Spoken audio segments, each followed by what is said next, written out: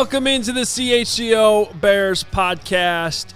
It is Monday, and the Bears have a new offensive coordinator. Got a big show for you planned today. Shane Waldron is the new OC, at least close to being finalized, working on that deal.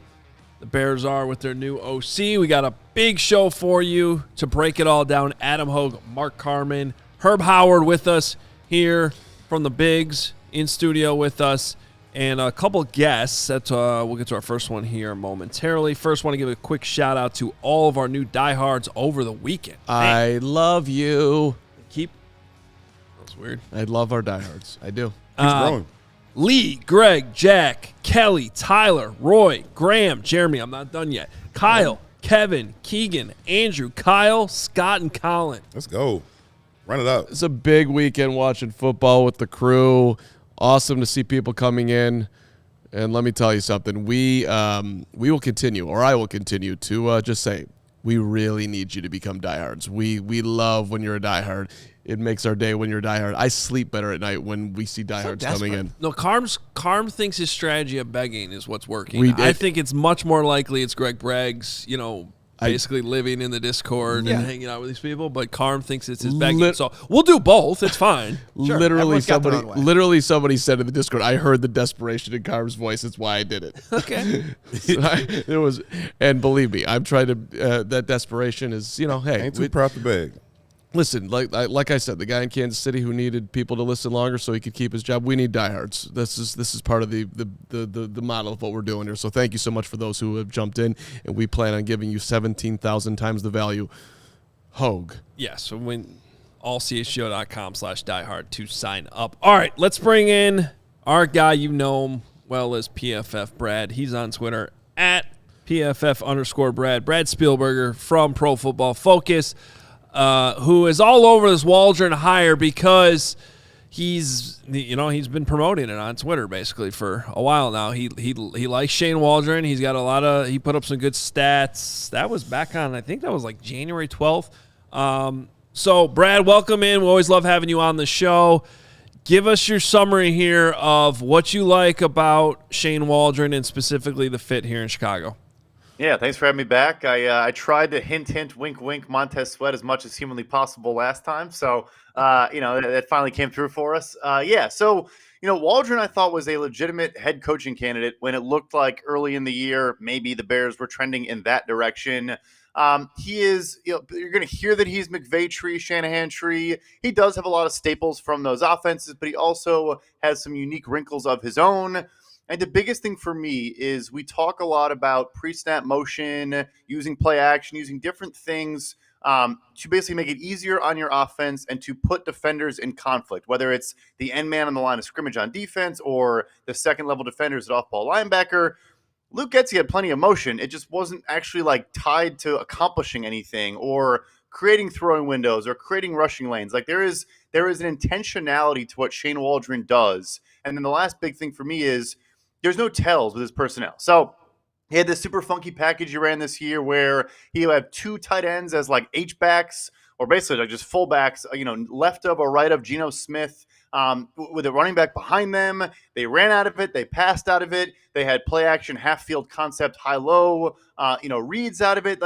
Everything he does from a play design standpoint, there's a ton of intentionality. The last piece I would say too is he creates free releases and gets guys open with good spacing, bunch alignments, stacks, tight splits to enable DK Metcalf, for example, to attack the sideline by having more room to operate. Long answer short, you can tell that he knows what he's trying to accomplish. He's going to pass the ball a lot, top 10 in pass rate. They were third in explosive passing this year in terms of the amount of time they were throwing downfield. Of course, the quarterback matters, but I feel like I'm rambling now. I could go on forever. But, yeah, I think it's a phenomenal hire, and I can tell you for a fact he was the most sought-after offensive coordinator probably in the cycle. So why do you think the Bears won out then, Brad? Let's go there because that's what is maybe the most exciting part of this because, will Matt Eberflus be there? Will he not be there? Do you think he's looking at this like he could be a head coach down the line, or does he just love the Bears' talent whatever way they go? I mean, my answer is gonna split the fan base in half if I say why I really think he took this job and why it's the most attractive opening to him. The Chicago Bears own the first overall pick. And yeah, if you're on the head coach track or want to be on the head coach track, if you step in, coach a rookie, and do well, look at Bobby Slowick in Houston, for example, you're immediately a head coach candidate. Now, I will say, Shane Waldron worked at the quarterback collective. If you go to qbcollective.com, Justin Fields is literally the homepage. But Caleb Williams also works there too. They both train with this group. So he has connections to both guys. But again, you can make the argument, okay, you're keeping the same language from the previous offense. Although I will say, if you think Luke Getsy and Shane Waldron ran a very similar offense, I don't know. I don't think you're watching the tape that closely. But yeah, for me, when you're a sought-after OC that could have waited out some head coach hires or could have gone to other places and you choose Chicago, to me that screams because you're going to be working with the first overall pick quarterback. When you talk about him getting the ball to DK Metcalf, and a lot of times here, there were long periods where the Bears could not get the ball to DJ Moore for one reason or another. How does he go about ensuring that his number one target is going to get targets, right? It's going to get the ball thrown his way, even when the defense is obviously trying to take him away. Yeah, I think that is the biggest thing. Is there were times where they basically just asked DJ Moore to just win one-on-one, which obviously he can do at times. Sure. But I think a big one, for example, I just touched on is you'd have DK and a bunch or a stack out wide, but he would actually be the inside receiver. You'd maybe get some motion at times, or he would get a free release, break outside, or even run like a corner route from a narrower, a tighter bunch. And so it created more room for him to operate. And we've seen DJ Moore, those over-the-shoulder catches near the sideline from more of an inside alignment. But just things like that. Like I mentioned, the motion and all these various components. And then the last thing I would say, too, is I think there was a massive issue with tells based on personnel. And if you put, a DJ Moore out there with certain players, I think the defense say, okay, they're either going to run the ball or probably throw it to DJ Moore, or it's going to be an end around to Velus Jones, because if Velus Jones was on the field, it was going to be an end around or a run. Like stuff like that, I just don't see that when I watch Waldron film. So I think that too, just more uncertainty for the opposing defense. So, yeah, I think that the way this played out is interesting to me because it felt like, Brad, the coaching cycle was almost on hold until, we got more of these head coaches figured out. And it seems like everybody's sort of waiting on Harbaugh and Belichick in some ways. So I didn't know if they get this thing. I'll be honest, I was a little surprised that I woke up to this news Monday morning. Like I thought this would, I don't know if the 49ers winning and how much they were talking to Kubiak mattered in all this. But I do think that there's some truth to what you're saying about the attractiveness of this opportunity for Shane Waldron, who, by the way, we should point out, is from the Northwest. He's from Portland, the Portland area. So I'm sure he liked working. We just opened Voodoo Donuts down the street, so maybe. Oh, maybe that's it. Yeah, that could be it too. So I guess we got to talk this out a little bit more from both scenarios, because I am with you. I think that most likely this has a lot to do with, the potential of coaching Caleb Williams. But what do you think he could do, or how this could work, his system, if they keep Justin Fields? Yeah, so, the beauty of what he's done is, transitioning from Russell Wilson to Geno Smith, even before that, in LA. Obviously, it's Sean McVay's offense, but you're working with Jared Goff, then you're working with Matthew Stafford. You have to coach like John Wolford in a playoff game. Like they obviously worked through some backups because of injuries, things like that. And you saw, if you want to say McVay is kind of his guy, he actually has Patriots background. He was a high school head coach like 20 years ago. He's really has one of the more interesting, kind of career paths of any of these guys. But I think the biggest thing is catering what he wants to accomplish to the personnel, to the quarterback. So I think the biggest thing I saw watching this year Geno Smith tape would be a lot of that boot action off of play action and half-field concepts, half-field reads, high lows, where you'd have a DJ Moore, but maybe a Cole Kmet in the flat and things of that nature. Again, not that Justin Fields can't just be a West Coast, shotgun quarterback, but I think we're getting to the point where it's like, no, let's put this guy under center. Let's use his legs as a true weapon in the passing game and the running game. Let's tie our run concepts to our passing concepts. And I think Waldron is perfectly capable of doing that, and has seen it up close and personal, with a Jared Goff, like with different players that aren't going to sit back and shotgun 80% of the time, and just work on quick outs. So I really do think no matter who the quarterback is, he's still a phenomenal hire.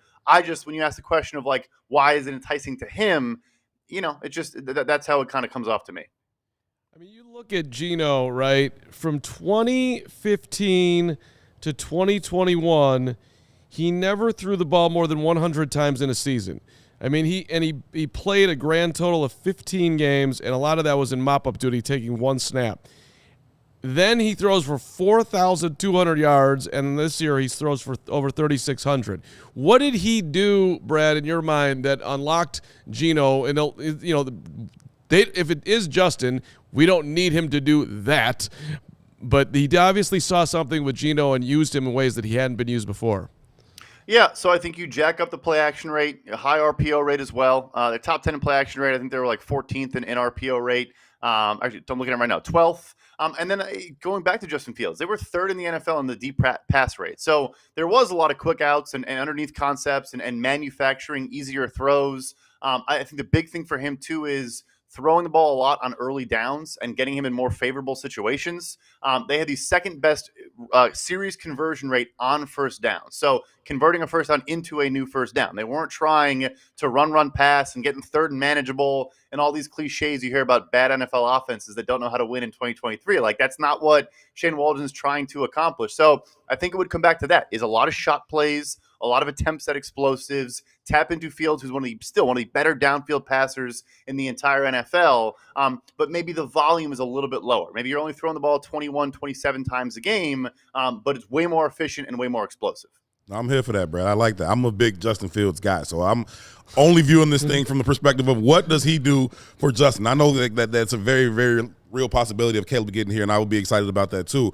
But when you look at Justin's game and what you saw in terms of Geno Smith and getting him to that next level, I think that you can have that same type of value for Shane Waldron in terms of, look what he did for Justin, getting him to that next level, getting him, getting him into that elite level of quarterbacks. I think that would have the same effect as it would if he came in here and did that for Caleb Williams in his rookie year.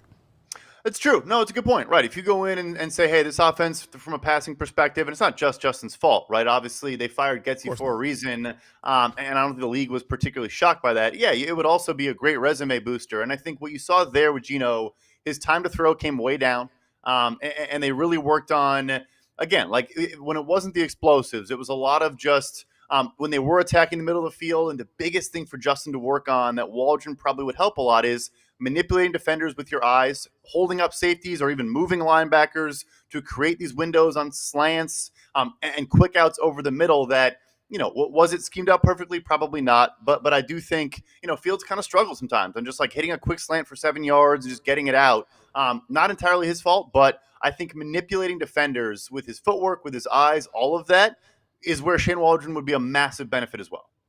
All right. So for those that don't know, first of all, you should be following Brad's work at PFF_Brad, but he's a salary cap expert. I mean, it's really usually when we've had him on the show in the past is to talk about stuff like that. So I don't want to miss this opportunity to just ask you in general about how you're viewing the Bears cap situation going into this offense. Obviously, we know it's not really an issue at all, but. And yes, a dog just walked onto the set. Hey, it's Poppy. Poppy over there. We're trying to get her to Studio B. Get over there. Go over there. There we go. Carm brings his dog to work day. A lot going on today. Yeah. Really been my day. Keep going, Hoge. All right. Brad, just general thoughts on where the Bears cap is at and how are you viewing the advantageous situation that they are in once again? Yeah, it's beautiful. I think for a couple of reasons. So when your best players already, and DJ Moore, Montez Sweat, obviously the big additions they had last offseason are already on veteran contracts. Like a lot of times we fall in love with this one static cap space number looking at an offseason. So yeah, but who are you losing in free agency that might need re-signing? What are some of the early extension candidates you have to re-sign? They don't really have much of that. I mean, like maybe you reach out to a Tevin Jenkins and try to get a team-friendly type deal that probably I think would behoove him as well. Yes, he's a great player when healthy. The when healthy is a big part of the equation there. But, the fifth-year option, if they do go the Fields route, about $22, $23 million, not a huge concern for 2025 there. And then the way they structured these contracts in last year's free agency was this flat year-to-year approach. Cole Kmet extension as well. He has the exact same cap hit the next 4 years in a row. They really, you could tell last year when they finally started to spend, it was still, we're going to be patient and we're not going to, push the cap down the road, make it harder later. We want to be able to spend in each window. They're in a perfect situation. They have no, restriction. I mean, obviously cash, the budget they get there, but salary cap wise, they can do whatever they want. How would you handle Jaylen Johnson? Because obviously you can tag him, but it also sounds like both sides have suddenly shifted towards, going from a trade demand that happened at the last minute before the trade deadline to seemingly sounding optimistic that a deal is going to get done. Do you look at it like, if you're Ryan Poles, are you like, oh, man, maybe should have gotten that deal done a little earlier. It's just going to cost us a little bit more. Or do you look at it like, we had concerns. This dude answered those concerns. So, what? We got to pay him more. At least we know more of what we have now. Yeah, obviously he's the big one. I should not have forgotten as like the big, potential future expenditure. Top 10 of my free agent rankings for a reason. He was our highest graded corner in the NFL. I think it goes both ways. Like, I think it was fair to, with this new regime comes in, you're changing the defensive scheme, the injury concerns of like missing 4 or 5 games, which again, a lot of the elite corners do in this league. It's a very hard position to play all 17 games. And then he answered the questions, right? He was outstanding this year, truly. And then once you bring in an actual pass rush in front of him, just gets even better, starts turning the ball over, getting all those picks, probably could have had a couple more. It is fascinating, though, because around the trade deadline, you hear, I'm not trying to be the highest paid corner in the NFL. I do want to, of course, make good money, and he should certainly be in the upper echelon, like comfortably top 10 among corners. And then now, was it last week? He was like, yeah, I don't see why I wouldn't be the highest paid corner in the NFL. And I think it's interesting because he makes a fairly routine tackle and separates it. Or I'm not a doctor. Did something happen to his shoulder? I don't know what it was. That's been his concern. He had, I think, 2 shoulder surgeries before he even got to the NFL. And like he's missed time because of that specific issue. So if I had to guess, I do think a franchise tag is coming. Maybe we get a second trade request after that. But I think they'll find a way to keep him on this roster. And I would say you could make the argument Poles probably should have pulled the trigger earlier. But for me, that's like, we don't know the full picture. But he probably himself would say like, yeah, I kind of missed the boat there. I'm with you on that. I'm with you on that one, Brad, in terms of it's looking like it's feeling real taggish to me. Like, that's how I think this thing is going. When you hear Jaylen talk about, why should not be the highest paid corner? And then when you heard Ryan Poles at the press conference say, Jaylen ain't going nowhere. Like, that didn't, to me, it didn't say like, because I'm about to give him $100 million. It was like, because I don't have to let him go. You know what I mean? Right. And so I think it's heading down that road, but I think that's a dangerous thing to play too. I think he rolled the dice on him once, and I thought he kind of got some insurance. He drafted 2 corners in the draft. And Jaylen just continued to elevate above that. I think he'll continue to do that again. I think this was his first year really coming into his prime. He's 24 years old. You can tag him twice if you want to. He'll still be 26.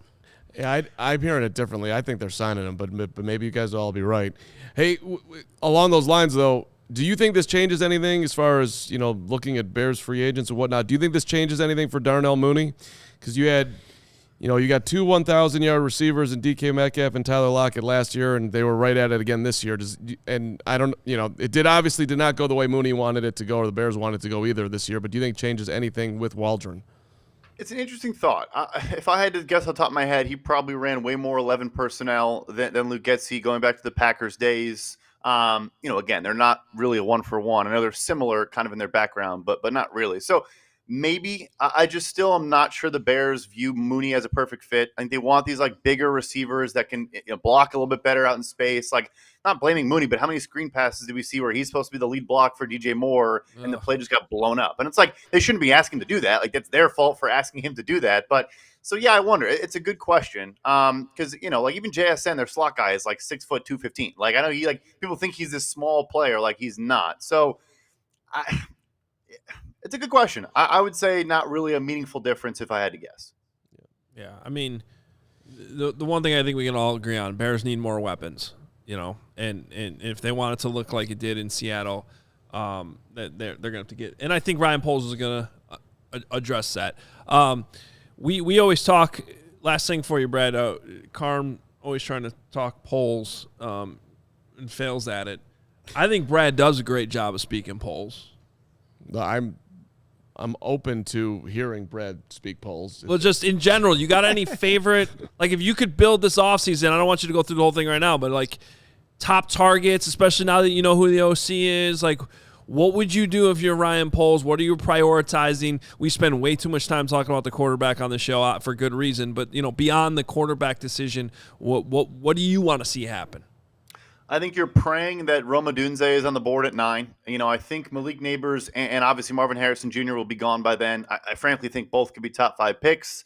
I love Rome Odunze. There are some mocks now that have him ahead of those guys. I think he's just a small notch below those players. You pray he's there at 9. If not, like maybe hypothetically the second round pick you would get back from a Fields trade. You're taking A.D. Mitchell out of Texas, or there's a million receivers in this class. Like they probably should draft one in the first 2 rounds and another in rounds 4 through 6. If I was going through it, I know right now they don't have a 6th, but Poles will trade down at some point. So definitely a receiver is maybe the top priority for me. And then you need another edge. You need another guy off the edge, opposite of Montez Sweat. Is that a guy if you're sitting in the top 10 and it doesn't fall in your favor? Dallas Turner put on some weight. I would have said last year he was not a scheme fit. He looks much bigger this past season. I love Latu at UCLA. He has some injury questions there. And then, from a free agency standpoint, they should try to get Jaylen Johnson back. I like Terrell Smith. But you saw in that Green Bay game, like the difference between having Jaylen and Terrell kind of got bullied a little bit by Wicks and some of those guys. Brad, who are they trading Justin Fields for? I heard it's going to be for the number 8 overall pick, and they're going to package the 8 with the 9, move up and draft Marvin and pair him with Caleb. That's what I heard is going to happen. All right. And then they're going to get the keys to Washington, D.C., or whatever city it is. Yeah, the keys to Atlanta. I think they would get a second-round pick. And the Sam Darnold package, to me, I think is where the conversation is. He got a 2, a 4, and a 6.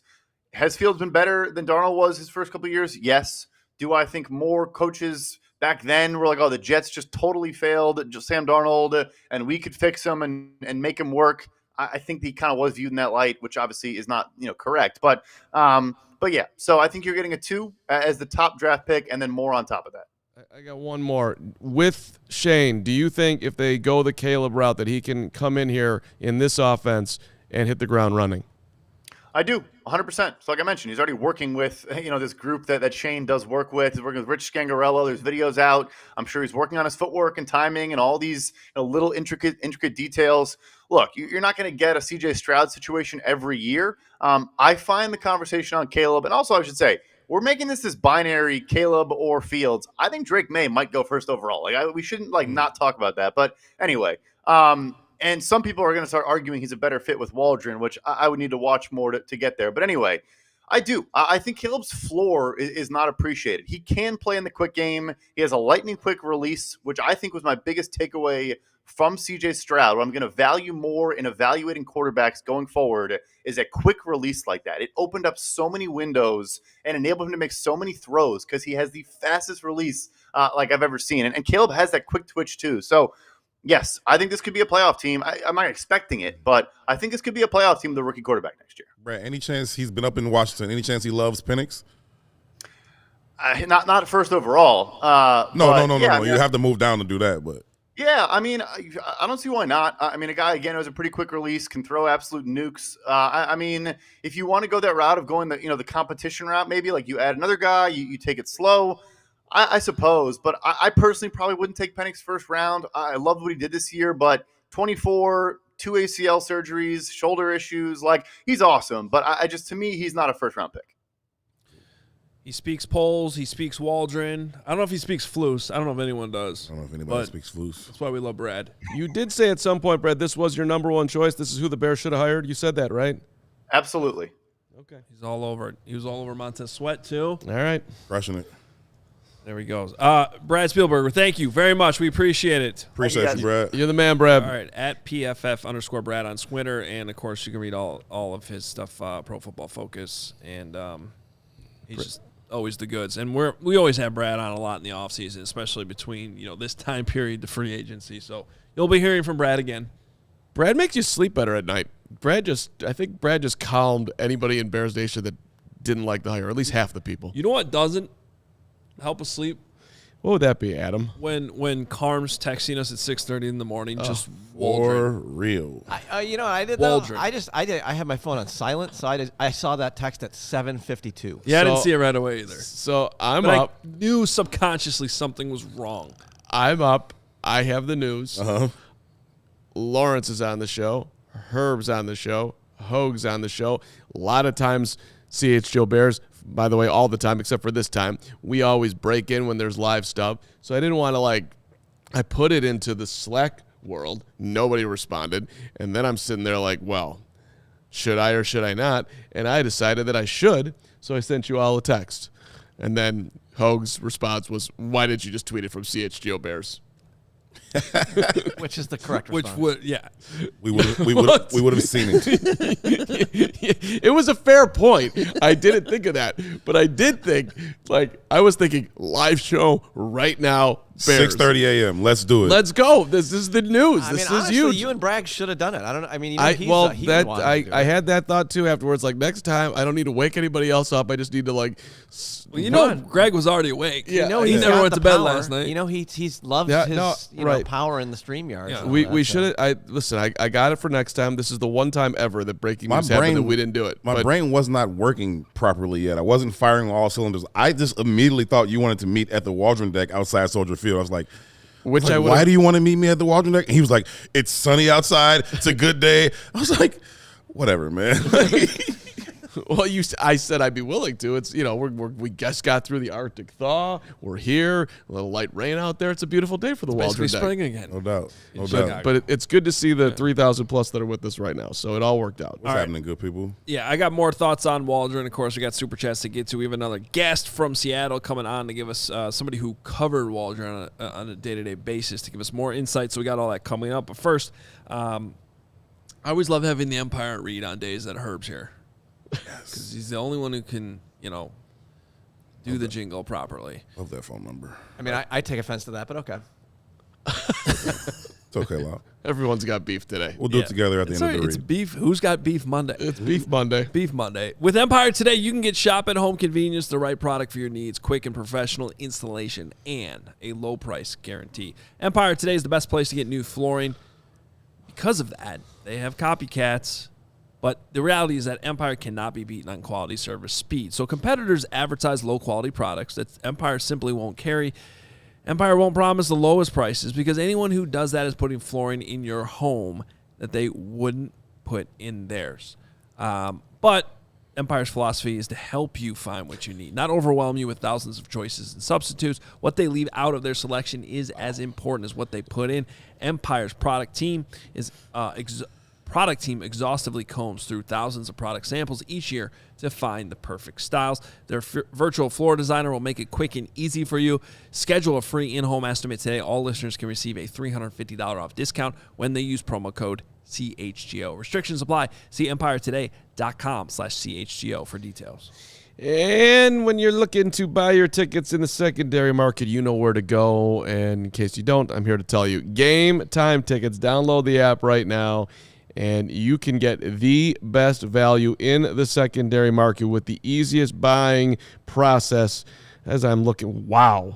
Okay, well, it's expensive to go out to Northwestern and Illinois this week. Big game coming up Wednesday night. Cats in Illini. But more important than that, download the Game Time app. Do it right now. And this is what happens. When you use the code CHGO, you get $20 off your first purchase. That's $20 off. Download Game Time today. Last-minute tickets, lowest prices guaranteed. You go on there. It shows you the whole stadium. You can see the prices everywhere. So you're like, oh, I can pay $30 for there, or I can pay $33 for down there. I'm going to take that $33 down there. It's worth it. Just show it. It makes it. It puts in a visual form. It's a little easier for you. I love it. So bottom line, best deals right up to tip off into the game. Still going. All the values right there for you. Download Game Time today. And your DraftKings player of the weekend.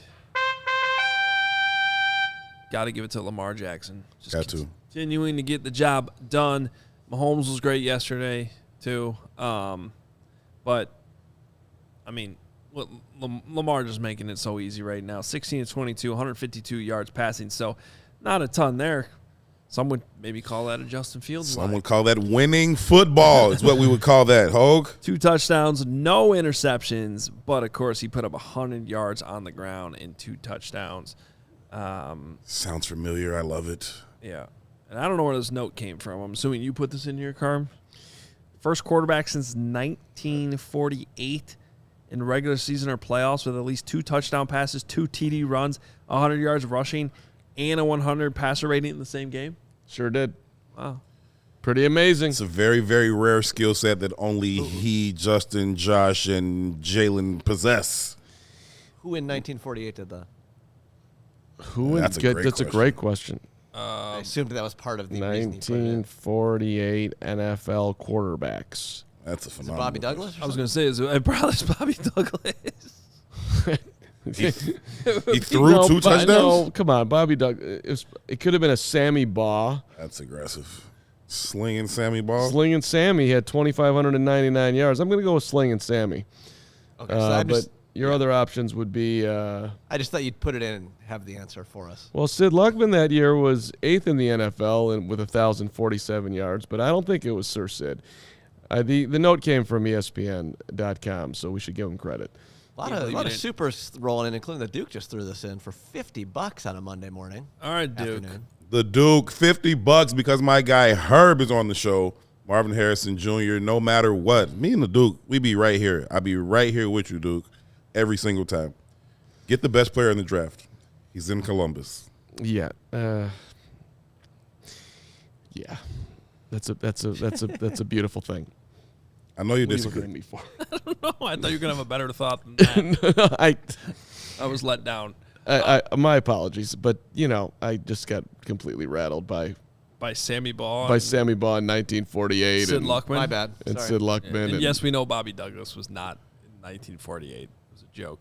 All right. 70s. Douglas. He was the man. Yeah. Real quick before we get to more super chats, I do want to get my thoughts on Shane Waldron here. And from the very start, we talked about Shane Waldron a lot. And one of the things that I thought is they check so many of the boxes. So he's 44 years old. We heard Brad talk about this a little bit. Goes back to Belichick. He started as like an intern there for a long time, and he left for a couple years. Then he came because he followed Charlie Weiss to Notre Dame is what happened when Charlie Weiss got hired from the Patriots.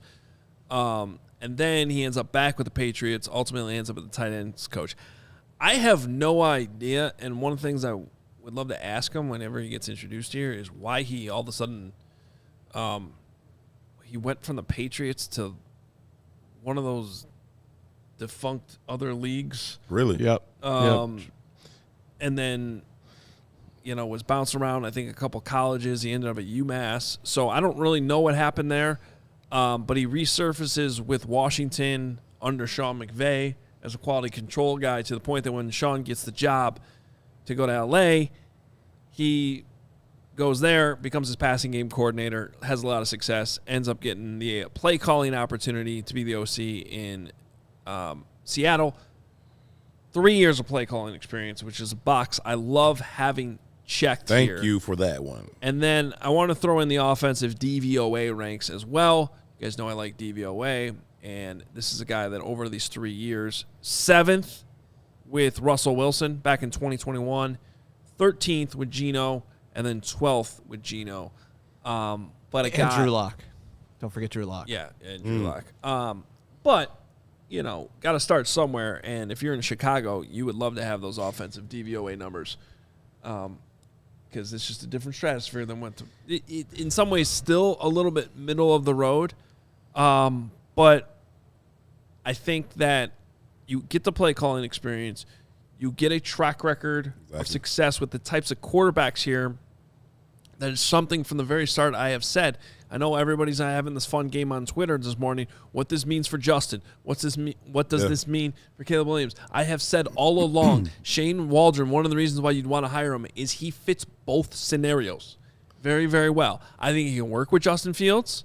Okay, I never liked the idea of going down the Greg Roman path because I didn't think that would make Justin Fields a better passer at all. I just think it would lean into. I liked it.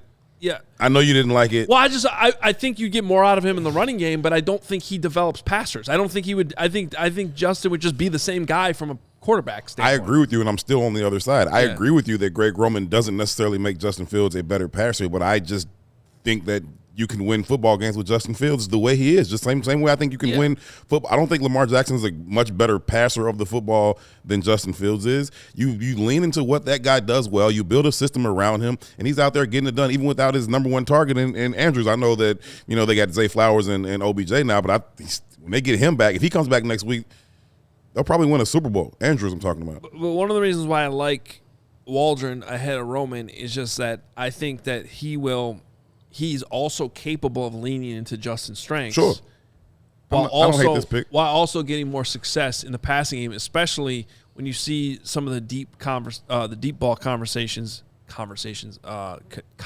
that they run in Seattle that they've had a lot of success with DK, with Geno Smith, at quarterback. And you're tipping your hand. Like if you go Greg Roman, you're tipping your hand. I think it starts to ding your trade value of that number one pick. And I think the same thing with Kingsbury. But the one thing I do think is being continually missed in all this, and I think the people this morning that are somehow making the conclusion that this guarantees Fields is coming back. I've seen a couple of those things. I don't know that I agree. I've said this over and over again. If you're going to stick with the same West Coast style of offense, yes, that creates a more ideal situation where Justin Fields' transition to his third offensive coordinator in 4 years isn't as drastic. Sure. However, without a doubt, taking everything that Justin, can do off the table, which I agree with, I do think you can win games with Justin Fields.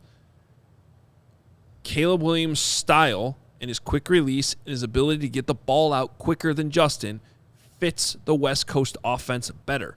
So, again, it goes back to what I'm saying. It can work both ways. I mean, I think you plug Caleb Williams into Waldron's offense, he can, as I've been saying all along, can be a week one starter and have, let's just say, more success than rookie quarterbacks normally do. That better be what they do. If they go that way, don't play that goofy game with him. No.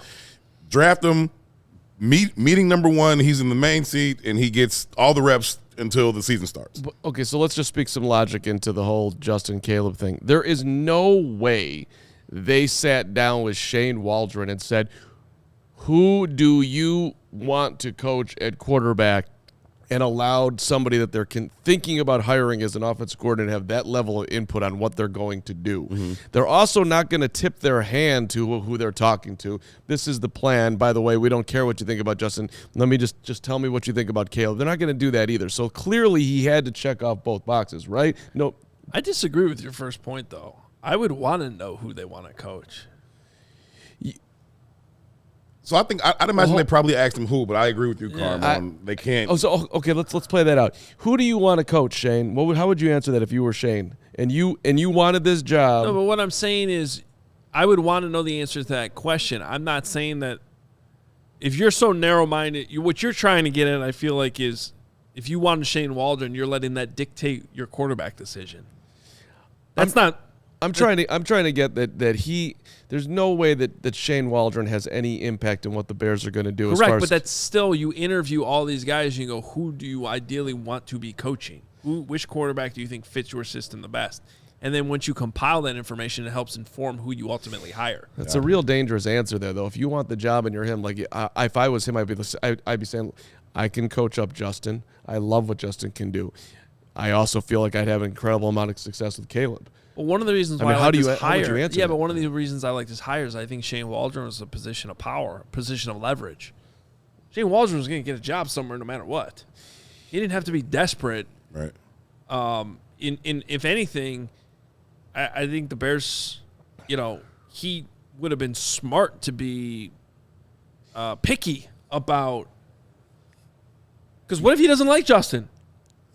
Well, I'm not saying that's the case, but if he doesn't, if he doesn't like Justin, that's fair. That's fair. That if he, in a position where people are coming after you, if you didn't like that quarterback, Yeah, you have the leverage to say, listen, I love the job if you're drafting Caleb, but I don't see myself I don't see my system working with Justin. He could say that. I think he's trying to put himself on the fast track to be a head coach. I think if he goes out there and Caleb has a Stroud-esque year, he's on the short list of candidates for head coach. Right. I think if he does the similar thing with Justin Fields, puts him on that same short list. So I think he's trying to figure out what situation can I come into that's going to expedite my process to being a head coach, which, by the way, I've been hearing a lot of people using that as a knock on whoever they hire. Oh, the guy's going to be gone next year. I hope he's gone next year because somebody came in here and went crazy at the quarterback position and the offense performed well. So that doesn't bother me, but I think that he probably came in and was honest about it. Okay, so that's interesting, though, if you think about it that way, that he's literally scheming that I want to be a head coach. Sure.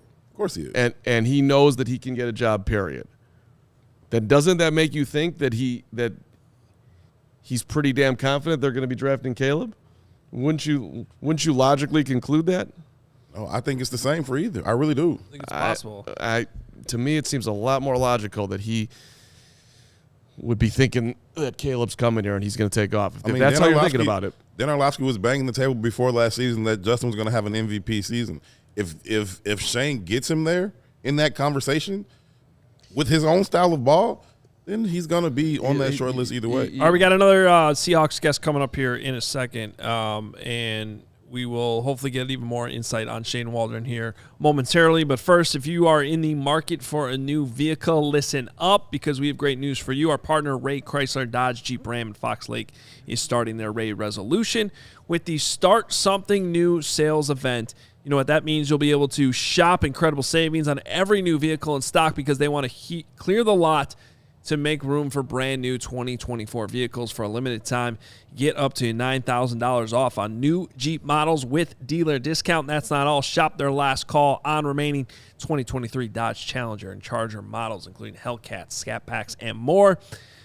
Dodge is the most powerful muscle car brand, so you don't want to miss out on their last call. With over 20 Dodge muscle cars to choose from every time I drive by Ray CDJR and Fox Lake, I always see those out there along with the it's just the lot is littered with Jeeps as well. At Ray CDJR, you'll be able to shop one of Chicagoland's largest inventories and drive home with more money in your pocket than you'd expect thanks to Ray's Price Promise. Don't miss out. Shop great deals all month long and save big because Ray CDJR makes buying a new vehicle more affordable than ever.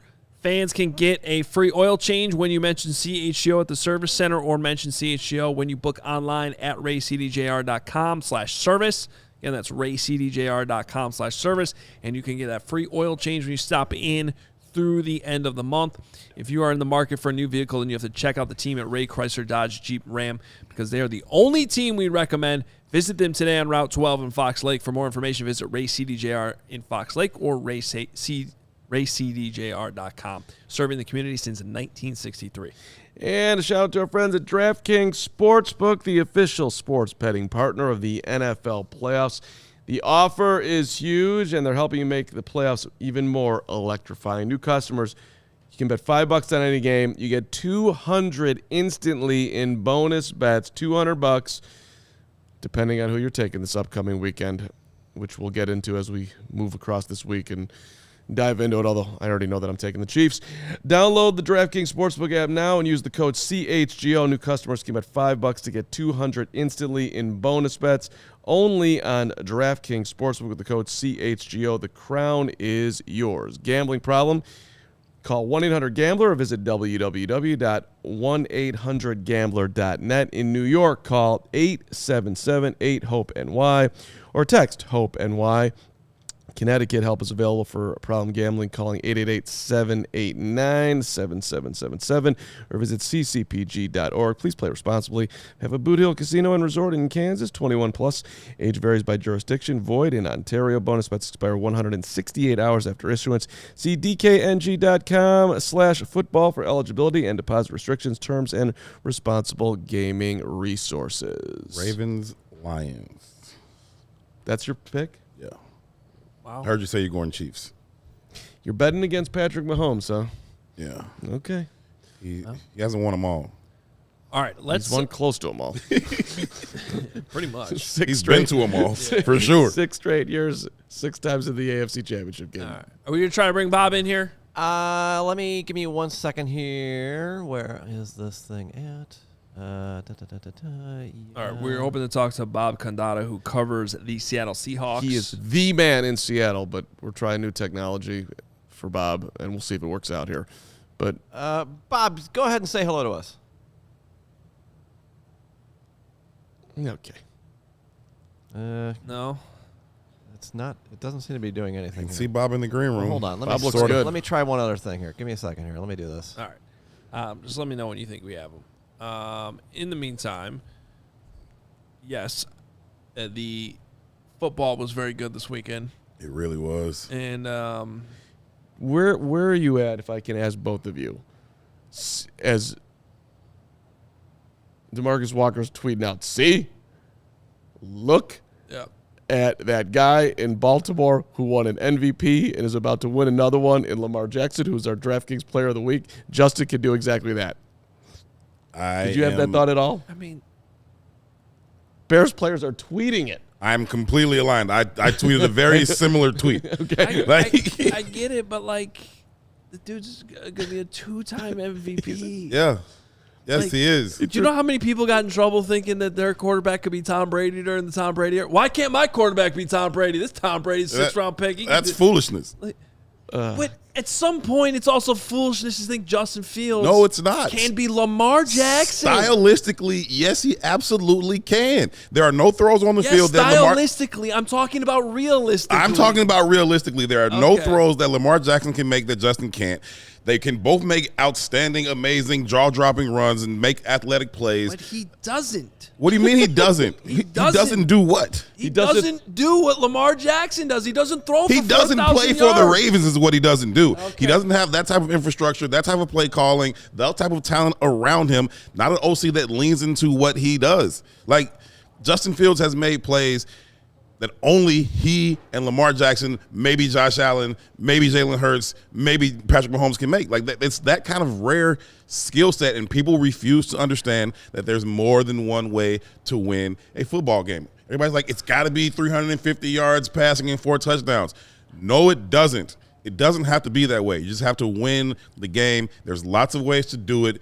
Justin's skill set certainly allows you to win football games. You talk about all the guys that are so much better, like Justin Herbert. Everybody's like, he's certainly better than Justin Fields. Okay, and what? He's better than Justin Fields. He's got a Hall of Fame wide receiver. He's got a Swiss Army knife in a running back. He's got 2 potential Hall of Fame pass rushers on the other side of the ball, and they suck. Like win the damn game. That's all I'm saying. I'm really happy that I asked this question. It just sparked a good little cross feud. Listen, I've been waiting to have this conversation. Well, good. Especially with Hoge, because Hoge is one of the very few people whose football opinions and minds I respect at such a high level. And I've told him that plenty of times. But as we've gotten further or closer to this decision that needs to be made, I'm like, I can't stand Hoge. Like, But because it's a result of watching his tape, which I'm literally a half away of getting through the second Vikings game for being done with my entire rewatch. Okay, he regressed this year, man. He did, and I don't disagree with what you're saying. Stylistically, potential gets people fired. sure, okay? and they fired Luke Getson because he didn't unlock that potential. It's just insane to just assume because of the tools Justin Fields has that he can be a guy who's already won 2 MVPs. And it's not insane to assume that Caleb Williams is going to the Hall of Fame? Well, I'm not assuming he is. Yes, you are. No, I'm not. I've never said that once. I've said that I think his floor is extremely high, and when you factor in the fact that you reset the rookie clock, the downside, it's his floor that Brad was just talking about too. It's the floor that makes me feel safe that at worst 2 or 3 years down the road you're going to be where you are with Justin Fields. And that's what I'm saying. I'm safe with Justin's floor. You already have that guy. There are other problems on this team. The ceiling Quarterback isn't your problem. Caleb Williams might be better than Justin Fields. This is what I'm saying. Caleb Williams might be better than Justin Fields. And for the sake of argument, I'll even give you that. He's better than Justin Fields. I don't agree, but I'll give it to you. Okay. it doesn't change my point that you already have a quarterback that you can win the Super Bowl with. You have other problems. You have other needs. Go address them. I do not walk away from Bears losses and say, ooh, if we had a better quarterback, they would have won that game. In 3 years and watching the Bears lose, I haven't left those games like, if we had a better quarterback, we would have won. I've said a lot of different things about reasons that they lost, but not that reason. And you look at the stat sheet and it's like, oh, he only threw for 175 yards. So what? You can win with that if you choose to win with that. You do get, though, I assume that when you say that you can win a Super Bowl with Fields, I mean, that is a big leap. Yes. You're making a big-ass freaking leap. For anybody, sure. Lamar Jackson ain't won one yet. For anybody, it's a big leap to say he can go win a Super Bowl. Oh, okay. I mean, but Lamar in his second season, Yes. 36 touchdown passes. Wonderful. 3,000-plus yards. Understood. Unanimous MVP. And he deserved it. And he deserved it. Yeah. And he's going to be the MVP again. And he deserves it. Right. Yeah. I mean, And he just took his team to the AFC Championship game with 150 passing yards when everybody says you can't have a quarterback that throws for $150. Yes, you can. right. But Play the game that way. I hear you, but I mean, I just think it's almost like Justin is going to be 25 years old this year. Lamar is 27. I mean, this is a guy who's had an unbelievable start to his career that Justin just hasn't had. I think He plays for a much better football organization. The Bears are trying to turn into that. Okay. They're trying to get that way.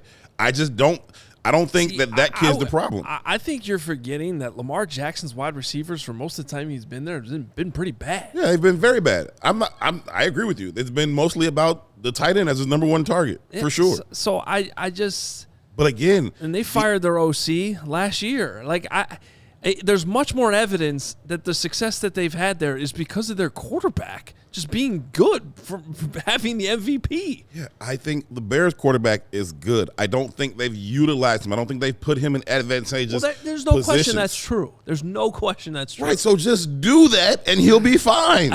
And I think you're right literally in any other situation. Except we have a number one pick. Yes. And Caleb Williams is a Hall of Famer. No. I'm joking with you. Come on. I know, but supremely talented. Right. That's right. But that's every time someone says that, like I like yes, 99 out of 100 situations, I would roll with Justin. I think he has done enough.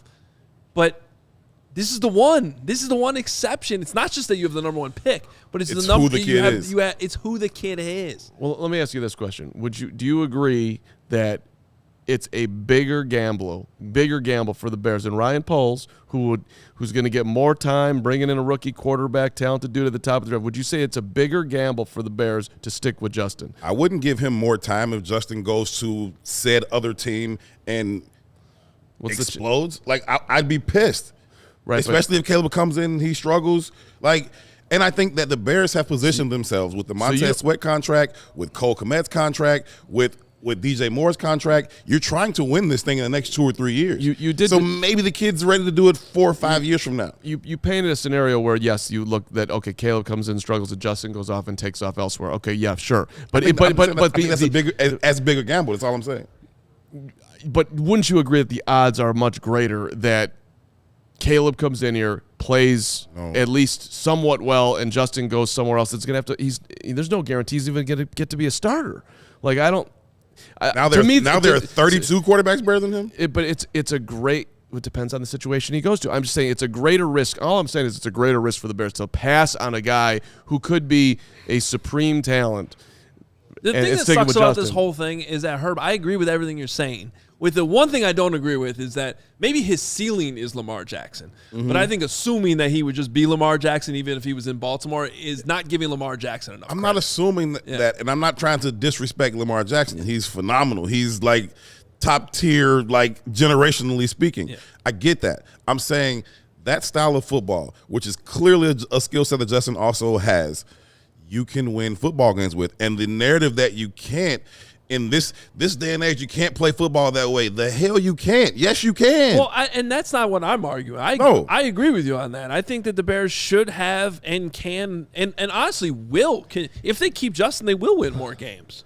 That's not the debate here to me. It's just it's about looking at any position that you're trying to upgrade on your roster. Sure. and looking at what your best options are with cap space, with money, with all the factors included. And I honestly think if this was any other position that we were talking about, it would be an absolute no-brainer. To let's say Braxton Jones is not in a situation where you have to pay him like a huge contract. That's a good situation. That's a good But let's say if he was, like, you were like, we got to make this decision on Braxton Jones, but generational offensive tackle who's definitely going to be the number one pick is right there for you, and you could just draft him right now, and he's, there's he might need a year to acclimate to the NFL. Or he might be Joe Thomas. If Joe Thomas is there. Yeah, or he might just literally start every game for the next 10 years. Right. That's a no-brainer decision. That you drafted a number one guy. So, and that's kind of why I hate having this discussion so much. Like, it really comes off like anybody who's all of a sudden becoming a Caleb Williams supporter is instantly being labeled as a Justin Fields hater. I don't like that either. And that part sucks. Yeah, I love that Justin. I've loved Justin since the moment they drafted him. I've said that. I love the fact that he's on. We see on Twitter yesterday he's in the facility working. Yeah. Jaquan Brisker's retweeting it saying that's my quarterback. I just think it's a nuanced conversation that a lot of people don't want to have. Don't want to have nuanced conversations on Twitter. That's not what Twitter is for. It's not. Don't bring your nuance over here. That's why I like right? to save it for the show. Yeah. So because I want nothing but the best for Caleb Williams. Wherever that kid goes, I hope he reaches his full potential and he becomes a Hall of Famer. Like, no, I'm not even playing. Like, I really hope the kid reaches his full potential. I'm just saying that come September, I think the Bears would be in a better position if they've got Justin Fields, Marvin Harrison Jr., DJ Moore, Cole Kmet than they would if they had Caleb, DJ, and hopefully you got Rome sitting there for him at 9 or whoever else. I just think collectively, the picks, everything else, I don't think the quarterback is such a big problem for you. I don't think you have a quarterback that you cannot win with, so you have to go somewhere else. We went to the Super Bowl with Rex Grossman, right? We thought we could go to the Super Bowl with Mitch Trubisky, but you're telling me we can't do that with Justin Fields and we have to replace him, and that's the only way we can get there? I don't believe that. Right, but they didn't win the Super Bowl. You're talking about, I mean, look at what's going on right now. The Kansas City Chiefs have won it twice. Yeah. All right. Well, because it's freaking hard to win it. They got Mount Rushmore. That's right. But they've been there. But they're in the conversation every single year because of that. So the Bears would be drafting Caleb because they think they're drafting someone of that ilk. That's why. That's what I'm saying. Like the fact that y'all don't think it's crazier to think this kid is going to be on Mount Rushmore than it is to say you can win with just that's. The kid could be great. I'm talking about Herb. I'm talking about big swing. Mahomes and Brady and Rodgers and Manning or whoever. It's not. But they're taking a big swing. They're going for it. I mean, don't you applaud that? Sure, swing for it, Pose. I mean, you better be right. But yeah, you better be right because the moment somebody utilizes Justin properly, he's going to be phenomenal. Yeah. The problem is on the other side of that, if I don't disagree with you, but on the other side of that, if you keep Justin and he's the same guy this time next year, and Caleb Williams just won NFL Rookie of the Year, and you passed on the last two Rookie of the Years, that's probably worse. That is worse. Okay. And I'm just saying that's realistic. Listen, I don't disagree with that. You know what I'm saying? I look at CJ Stroud like that dude is balling. You know what I mean? Like, but I think he gets a pass for CJ Stroud because this situation, it seems like it's the same situation. Yeah. It's not the same situation. No. Because you didn't have 13 more games of tape to evaluate on Justin. No. And at minimum, he improved in a couple areas, which was he took care of the ball better mostly the second half of the season. Sure. Overall, though, he really didn't take a step forward. Otherwise, we're not having this conversation. I'm not disagreeing with that either, right? I'm not going to sit here and argue with like facts and all the statistics and the fourth quarter numbers and the turn. I don't deny that all you say is true on those things.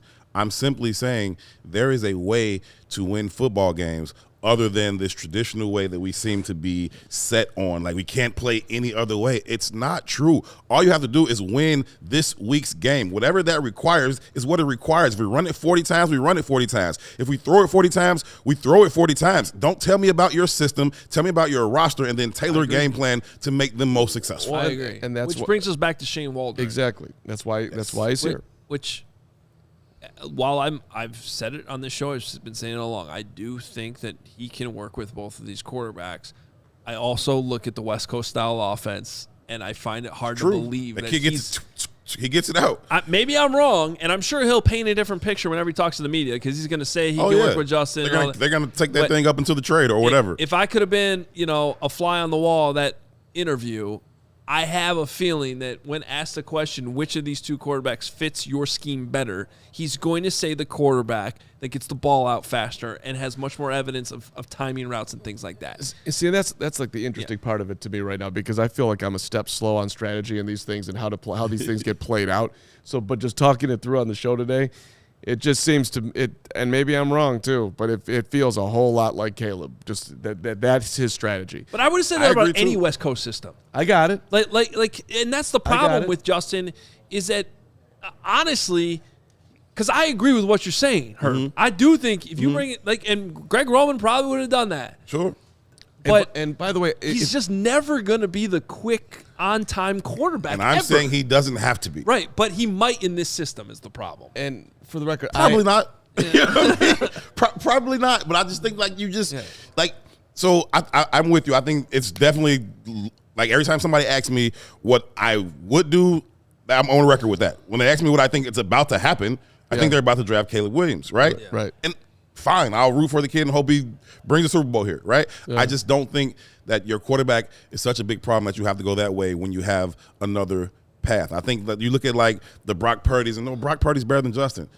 What the fuck he's not? Like put Brock Purdy in Soldier Field with that Bears team and that offensive coordinator. He's not going crazy. Or you put Justin out there with Debo and George Kittle and Ayuk and McCaffrey, like Justin, and Shanahan. I'll tell you one area Justin's definitely better when he is a wet football to handle. Oh. Brock Purdy didn't even know what to do with that. He admitted it too. Brock's taking a big left turn here at the end of the season and into the playoffs. Just as we wrap this up for today's conversation, I'll say it again. In my ideal utopian world, they do it with Justin. I think it'd be a much more fun, wholesome, cool story if that happened. I just don't think it's going to happen. Yeah. But I'm not like get that idiot out of here. Like that's not how I feel about it. It doesn't have to be either or, and I don't like how Twitter turns it into that. Like either if I love and brags. Yeah, if I love Justin then I hate Caleb, and if I love Caleb I hate Justin. Now that's not true. Like I love Justin and I want the absolute best for Caleb, and I think people can feel the same way in reverse. Well, this is about the one issue, by the way, that Braggs has comfortably or not comfortably sat on the fence like everybody else. He's been a trust and polls guy. There's no real hard take coming out from Gregory P. Allen. There's Bears After Dark tonight, Braggs. So yeah, jump on there. But let me just before you read this, Hoge, let me give one more just thought. Look, just to give the Bears credit, this dude, and it's a little bit when you look back at like he left New England and he went off and did some weird stuff for a while. But the bottom line is that Bill Belichick hired this guy when he was young, thought enough of him there. Sean McVay thought enough of this guy to make him a very prominent part of the Rams. Pete Carroll, who's no idiot, who's had a lot of success in this game, thought enough of him to make him his offensive coordinator. And then Pete leaves, and this is the guy they're getting. And he is a guy who's, we underline, that is going to have opportunities, and he's picking Chicago. Yeah. So you boil all that in. Belichick, McVay, Carroll, lots of job offers. Who's he picking? The Bears. It's a good day for the Bears. Well, and to kind of go back, right? Getsy, love the idea of Getsy. Mm-hmm. Obviously, Flus did, but didn't have the experience play calling. Went from Aaron Rodgers to not Aaron Rodgers. I don't all the respect in the world, Justin Fields. There's a huge difference there when you're going from a quarterback's coach to all of a sudden, I think I can call these plays. Yeah, Aaron Rodgers has been your quarterback. Now he's not. Like that, the idea of it sounds good. And you go back, we're talking Bill Lazor. We're talking Mark Helfrich. We're talking Matt Nagy. We're talking Dowell Loggins, right? And before that, Adam Gase, who's probably the most experienced play caller that they had. They had some success there with Jay Cutler, and then Trestman had a ton of experience. Also had a ton of experience getting fired. But like it's been since Mark Trestman was calling plays and Adam Gase was calling plays that the Bears have had somebody as accomplished and as experienced doing so as Shane Waldron, in my opinion. So this, to me, however it ends up, put it on record, and minimum is an upgrade. I agree. I think they made the smart move. It's cool that he was their top target, and they got him, right? And I think he's got the resume. He deserves it. He just ran through everybody he's worked with. He ran through all the things he's done. I think he deserves it, and I hope he succeeds. Hope he's a head coach next year. And, if we rewind back, the one concern they fired Getsy amidst the celebration by many Bears fans, which I thought was a little bit over the top. But regardless, well, who's going to come in here? The Flus is a lame duck. Well, the way it turned out, when Flus set up at that, our phones are blowing up. Everyone's calling. People kind of looked at him like, they are? Do you even know how to use a cell phone? Yeah. But they were. I mean, apparently they were. They were. Apparently they were. They were two interviews a day. Like they were going through, and why not? You got the number one pick. You got this, super intriguing prospect, and you got this, talented player in Justin Fields. And so why wouldn't that intrigue a lot of offensive minds to say, hey, I want to come over there? They did their due diligence, and there could have been a 10th candidate in there too, Kellen Moore, but reportedly they're like, no. They wouldn't let him do that. All right, Carm, it's getting easier for businesses to switch to electric vehicles. That's something we can all get behind for the health of the planet, for the well-being of all of us who share it. That's exactly right, Adam Hoge. The electric grid is evolving to meet your cleaner energy needs as we all move with confidence towards an electric tomorrow. Whether you have one delivery van or a whole fleet of shipping trucks, ComEd can help guide you to make the changes that make sense. So what should business owners do? They should go to ComEd.com/clean, where they can learn more about the resources, fleet rebates, and infrastructure incentives available to help businesses go electric. If you own a business, do not wait. Do it now. Today's the day. Start making your plans to switch to electric vehicles. Good for business, good for the planet, good for all of us. Go to ComEd.com/clean. Did you say ComEd.com/clean? You bet I did. Go now and see how going electric connects us to a better way of doing business and a better future for generations to come. And while you're doing that, we got big news on this one. We haven't been public about this yet. Why don't you go right ahead? We got a live show alert for you. Live show alert. And it's this week. Herb, you're invited. It's this week. Everybody's invited. Thursday, we're going to be at Midtown Athletic Club in Bannockburn. Okay, so this is your North Shore location. We're going to be doing the show live from there. And member or not a member, you are welcome at the club to come see the live show. And there was some talk about a happy hour, too, involved in all this. Not sure. We'll see what's going on with that. So I'm definitely coming. I'll buy drinks. Let's go. Yeah. You come out. And the CHGO Sports Podcast is going to be live there, too. Correct. I believe. So cocktails, cockies on me. Let's go. So we've been talking a lot about the health club for a while now. If you want to come see what we're talking about, we're going to do the live show there. It's a perfect opportunity for you to come out. That's Thursday. And our show is at noon, as always. And there's the Bannockburn location, as Hoge's talking about, on the North Shore. And then there's Palatine in the northwest suburbs. There's Willowbrook in the southwest suburbs. There's the Midtown Athletic Club and Hotel in the middle of Bucktown and Lincoln Park. Every single one of these facilities is amazing. The one in Bucktown is the nicest thing I've ever seen. So, listen, if you're living in the city, go join Midtown. And you're taking your life to the next level. You're going to get in shape with the group exercise, the cross training, the spin, the cycling, boxing, yoga, high intensity interval training, walking on the treadmill at 1 mile an hour on your phone and talking to your wife a la Braggs. You can do all these things at Midtown Athletic Club. Midtown.com. So this is what you do. CHGO Bears and once again the Chicago Sports Podcast. Once again, it's going to be filming live from Midtown Bannockburn on Thursday the 25th. Guests of the show, complimentary that day. Come check out the space and catch the show. Head over to midtown.com/CHGO. Find out more and tour the Midtown Athletic Club nearest you. DePaul just fired their head coach. Are you serious? Yeah. What, Stubblefield? What's Tony his name? Stubblefield's. Tony Stubblefield's out on January the 22nd? Yeah. Yeah. All right, let me public. I gotta call Mark Let me Wire and see what's going on. Okay, that's cool. Call Mark, but let me just do this real fast. The hire His name is Ryan Marks. He's at the University of St. Francis in Joliet. He started out at D3 Southern Vermont College as a head coach. Before that, he was on Northern Illinois staff the last time the Huskies went to the tournament. He went to Southern Vermont College, first time ever to the NCAA tournament D3. Went to St. Edwards D2, first time ever to the NCAA tournament D2. Went to the University of Texas Pan American, got them to 500. New AD comes in, they launch him. Huge mistake, never seen 500 since. And now he's been winning games up at St. Francis in Joliet. I'm telling you, if the DePaul Blue Demons want to become relevant again, Ryan Marks is the hire. Off the board play, I'm telling you, he knows how to win. He'll recruit. He'd be a credit to the university. DePaul should talk to Ryan Marks. Are you his just agent? sold the hell out of that. It's an off the border. I'm telling Are you. you his agent? Do you play tennis with him? He's one of my best friends, and but I'm telling you, it'd be a great hire, 1,000%. You ever met the coach? Oh. Coach Marks. He sold me Yes, on that. I've done. I feel like we did. Didn't we do didn't he come on our show? When That's we were doing probably Northwestern pregame. That's probably true. That's probably true. I'm telling you, the coach would win. I've met Ryan. I know. All right. Let's get to these supers. We got a ton of them here. Yeah, well, we're going to go back from the top, but this one just came in. It's $49.99, so. Lou Lachey. I'm going to say that's what it is. $4.99. We appreciate it, Lou. Agree with Herb 100%. Hashtag JF1, DJ, CK, and Marvin. Hashtag MHJ. Who's CK? Bear down. Dude, if you're going to pay Cole, Cole. Comet. What? Never mind. Yeah. Had a whole CK. moment. I never. No one's ever done the CK for us.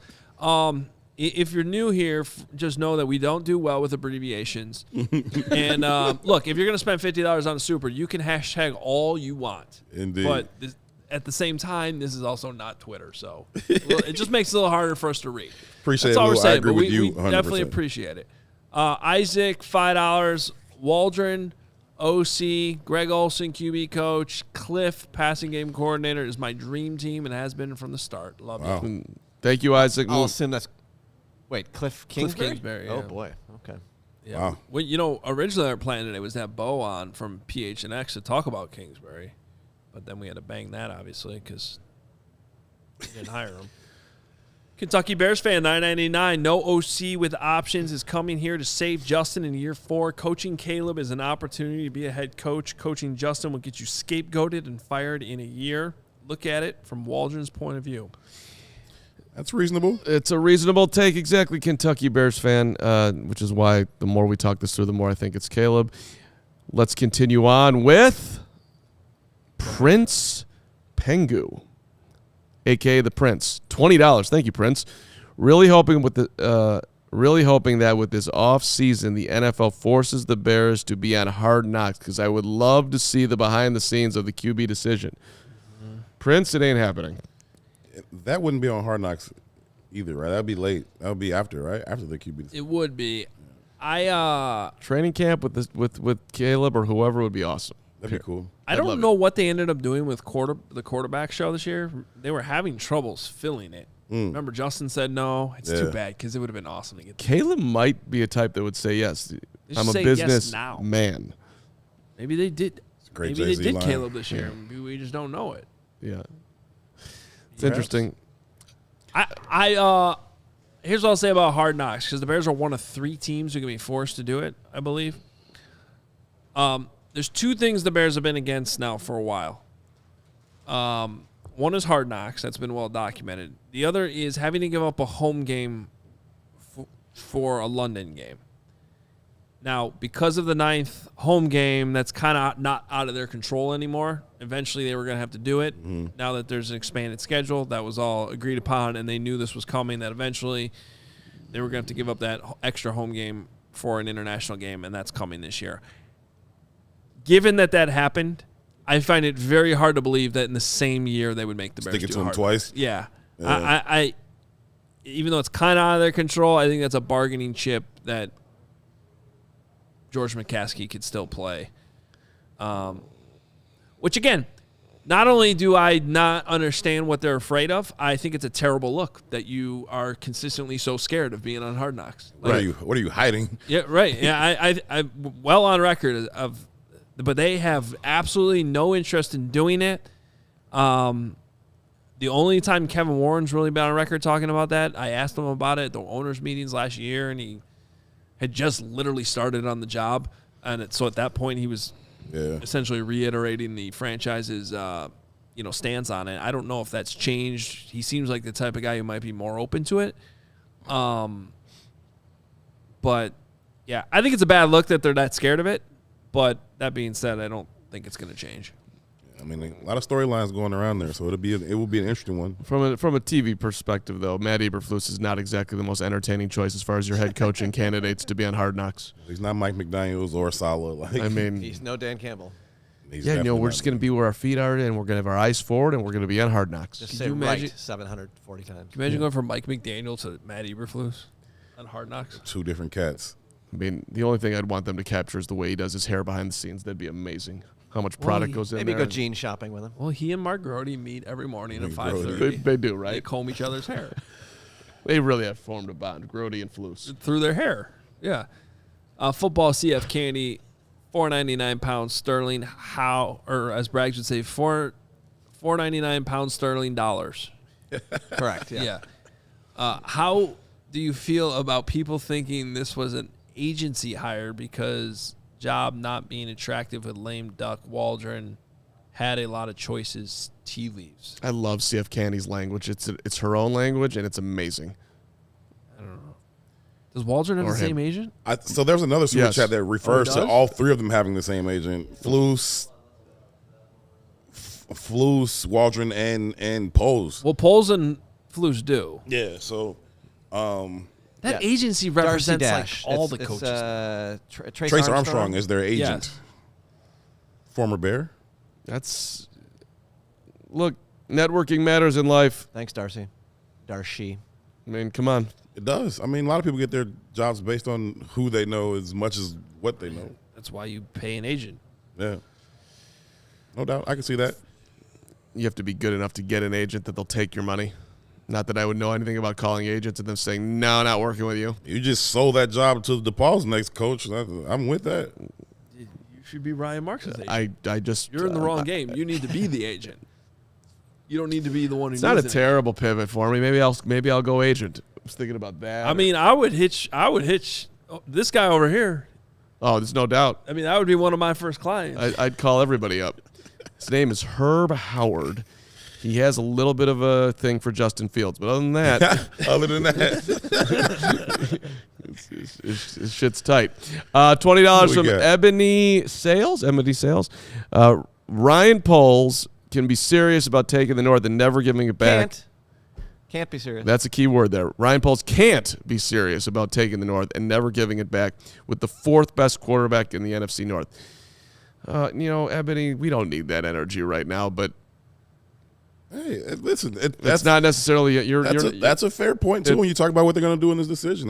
That's reasonable. I just don't think he has to be the fourth best. I think he could absolutely be better if you.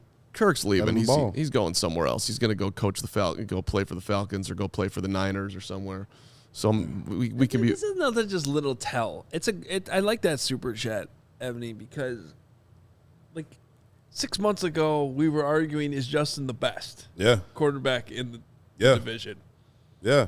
And now we're like sort of resigned to the reality that he's probably number 4. Well, Jared Goff is about to go to a Super Bowl, and Jordan Love ripped the Bears twice and overachieved this year.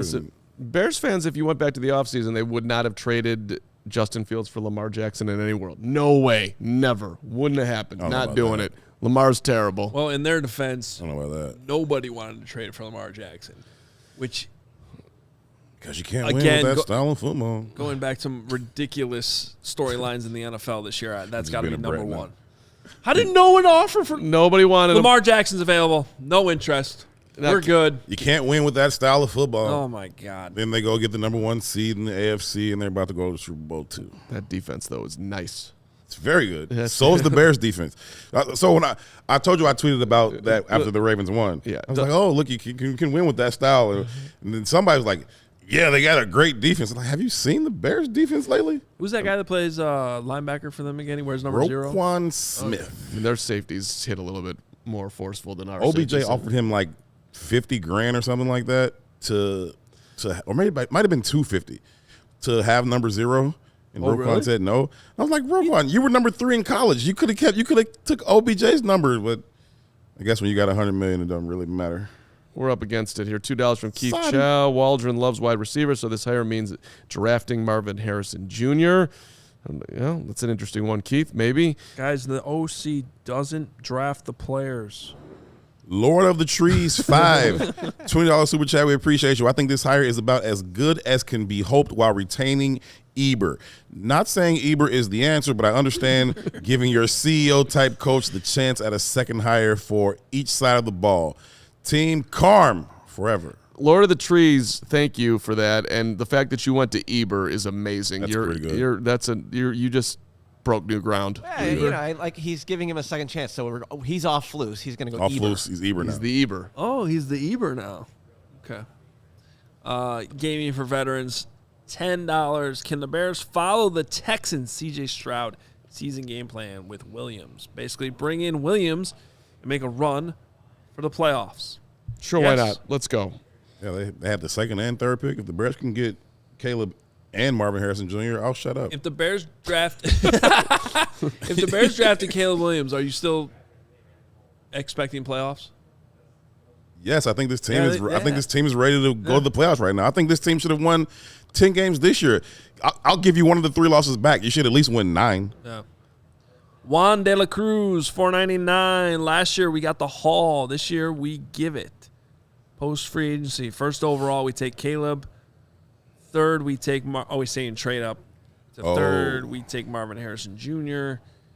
New England gets Justin Fields, the 9th overall. 2024 5th, 2025 2nd, 2025 3rd. Well, look, it worked out well. The Houston Texans made an incredibly aggressive move that nobody liked as far as moving up to get Will Anderson, and the Texans won a game. The Lions also have made some draft moves that people didn't like. Guys, I love Marvin Harrison Jr. I really do. I just don't think that's good business when there's so many other wide receivers in the draft. No. He's different. Yeah, I know he is, but So, like we talk about generational. Like, I'm saying that kid's going to the Hall of Fame. Like, the way you're talking about, I'm kidding. The way people are talking about Caleb Williams and he can be a Hall of Famer, I'm on record right now, Marvin Harrison Jr. is going to be a Hall of Famer. So I agree, but how many Hall of Fame generational wide receivers never won a Super Bowl? A lot. Like I'm you know what I mean? Like, Yeah, sure. Like, Randy Moss, the T.O., Lions had Calvin Johnson, did not. Now I Calvin think the Bears Johnson, are in a much different situation. Julio Jones, Yeah, it Sure. goes on and on and on. I just Larry Fitzgerald. I don't. I'd love to have one of those. No question. I don't know that that's really the smart piece that like you need to be trading all that capital for when you could still get like Rome Odunze. Yeah, I mean, I'm hearing what Juan De La Cruz is saying here. I'm not really with that. I'm saying take Caleb. I'm saying take Marvin Harrison Jr. at 2 or 3 if you move down a little bit, or if you don't feel comfortable moving down, I take him at 1. I think he's the best player in the draft, so I would just take him. I feel what you're saying. There's a long list of elite Hall of Fame receivers with no jury. So you got a real point there. Next up is Andrew Montoya, $4.99. What do you think of keeping Fields, trading back with the Pats at number 3 for David Andrews, draft Marvin Harrison Jr., draft Bowers at 9? Andrew, you're speaking the language that we're just talking about. Appreciate it. Thank you so Another much. thing, I love Bowers, but it's the same type of thing, man. It's like drafting tight ends in the top 10. Rarely do you look back at that and be like, There's a really good tight end about to win the Super Bowl. Whether it's Kelsey, Andrews, Laporta, there's a really or Kittle. There's a really good tight end about to win the Super Bowl. and none of them are top 10 picks. No, You know, when the Bears got Kmet in the second, that's real. there's a lot of players like that's another. I love Bowers. He's been fun to watch now. Like he was the best tight end on the team last year when what's his name, the giant, the 6'10" guy that went to Washington. Steelers, Washington. He was considered their number 1 tight end, but it was like this Bowers guy is probably better. He's better. Steve-O, $4.99. The real question on everyone's mind: what's Fluce's nickname for Waldron? I'm going with Waldo. Waldo. Where's Waldo? Super chat of the day right there, Steve-O. That's good. I That's love really that. good. Well, Waldo, he's just, I love what he's bringing. Waldo. Yeah. Where's Waldo? D-Man Shy. $5. We appreciate That's you. The amazing. best thing about this hire is I assume we get Waldo. Greg Olsen for QB coach, who was phenomenal at that job. A lot of people thinking Greg Olsen's coming to coach QBs. Hey, man, if the other Greg Olsen loses his job to Tom Brady, they should hire him. Yeah. Up next, we got Come on Cubs home. coming up. Jimmy Toney. Cubs already got moved to B. We're good. Okay, great. I was thinking that, but they're still sitting there, so I was getting worried. All right, Jimmy Toney, $10. Fields is no better than Davis Mills as a passer. Polls didn't draft Fields. Do you think he will bet his career on that when he has a shot at the best quarterback prospects in the draft? That's for you, Herb. Yeah, that's very wild, Davis Mills, but okay. Yeah, seriously. Hey, man, thanks, Davis Mills, though, for that throw. That one, the 4th and 20. Yeah, we needed it. Davis Mills should be in the Bears Hall The of most Fame. exciting moment of the Bears 2022 season came when their season was over. He had more impact than literally 98% of Bears quarterbacks, let's be honest. That's real. That is very, I mean, very where's real. Davis if the Bears Especially if had it turns into Caleb and he's the Hall of Famer. if the Bears did a Ring of Honor It's got to be up like the there. Bulls just did? That was Great event. good ceremony. Put Lovey up there as the Texans head coach. I was gonna say, yeah. Does Davis Mills get in? More impactful Bear, Davis Mills. Or Shane Matthews? Davis I was Mills. going to go all the way to Moses Moreno. Henry Burris. Like, who's Ooh, the let's not do that to Caleb ourselves. Haney. who's the third best quarterback in Bears history? Third best quarterback in Bears history. I have to be Jim McMahon or Jim McMahon or Jay, depending on how you rank them. yeah. Okay, who's the fourth best quarterback? Kramer? Who's one? Sid. No, It's so sad. I wasn't even with you on that. No. I was thinking Sid I was is the- thinking Cutler, Fields. Yeah, Fields is probably in the top. That's what's crazy. Sid Luckman still owns the record. I don't care. Until somebody busts past 40s No. for Sid, I'm not giving it to anyone. no. Sid frickin' Luckman. You know what? I'm gonna go home today, break down Sid Luckman tape. You should. Are you? Do you have No. the device for that? No. Do you have it? I don't even know how to get it. I don't want Sid it. Luckman still owns our records. That's terrible. That's so sad. All right, Rob Maletta. It's gotta be. I can't believe you guys just dogged Luckman like that. The way Luckman brought what he brought to the table in the 40s, and no one's passed him. And Well, Herb and I weren't alive to watch him play all night. Yeah, only you were there. yeah, well, that's just lack of Luckman respect. Stop with Lamar Justin comparisons. Lamar was MVP in his second season. Justin is too slow in the pocket. The Justin cult are out of their minds. That cult is shrinking these days, it seems like. Yeah, I feel you on that, Rob. And I don't want to be disrespectful to the greatness that is Lamar Jackson. I'm just not convinced that Justin couldn't experience similar success if surrounded by people who will lean into his skill set. That's all. All right. That's fair. Stephen Haynes, £5 sterling dollars. Great appointment, regardless of quarterback. he's referring- Appointing Waldron as play caller. I like that, Steven. We got the English going here. I can dig it. I can dig it. The Duke, $20. I fully agree with Hoge. Weird. I feel like there's a butt coming.